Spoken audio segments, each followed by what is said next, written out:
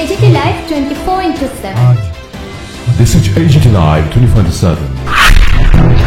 গোটা দুনিয়া জুড়ে বিদ্রোহী কবি, প্রেমের কবি কাজী নজরুল ইসলামের 126তম জন্মজয়ন্তী পালিত হচ্ছে মহা ধুমধামে।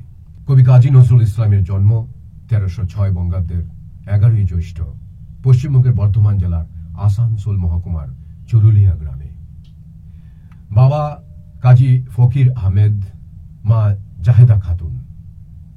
1972 সালে তৎকালীন সরকার তাঁকে জাতীয় কবির মর্যাদা দিয়ে বাংলাদেশে নিয়ে আসে।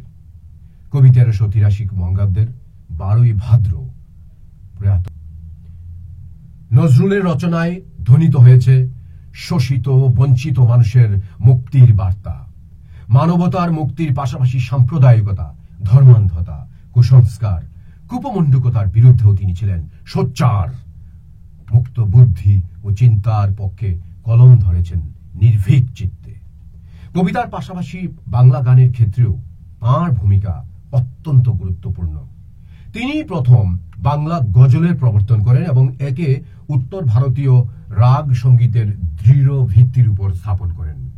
দারিদ্র্যের কপাঘাতে জর্জরিত হয়েও তিনি কখনো আপোস করেননি, মাথা নত করেননি লোভ, লালসা, খ্যাতি, অর্থ, বিত্ত ও বৈভবের কাছে। চির উন্নত মমশির বলে আজীবন সংগ্রাম করে গেছেন। জাতীয় কবির চেতনা ও আদর্শ চিরভাস্বর হয়ে আছে আমাদের জীবনে, বাংলাদেশে, সারা গোটা দুনিয়ায়। বাবা কাজী ফকির আহমেদ, মা জাহেদা খাতুন।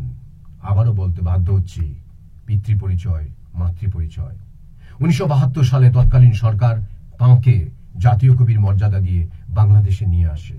কবি 1383 বঙ্গাব্দের 12ই ভাদ্র প্রয়াত হন। নজরুলের রচনায় ধ্বনিত হয়েছে শোষিত বঞ্চিত মানুষের মুক্তির বার্তা। মানবতার মুক্তির পাশাপাশি সাম্প্রদায়িকতা, ধর্মান্ধতা, কুসংস্কার, কুপমণ্ডকতার বিরুদ্ধেও তিনি ছিলেন সোচ্চার। মুক্ত বুদ্ধি ও চিন্তার পক্ষে কলম ধরেছেন নির্ভীক চিত্তে। সবাইকে অসংখ্য ধন্যবাদ। নমস্কার। যতন হাম্বাই খুলুমখা।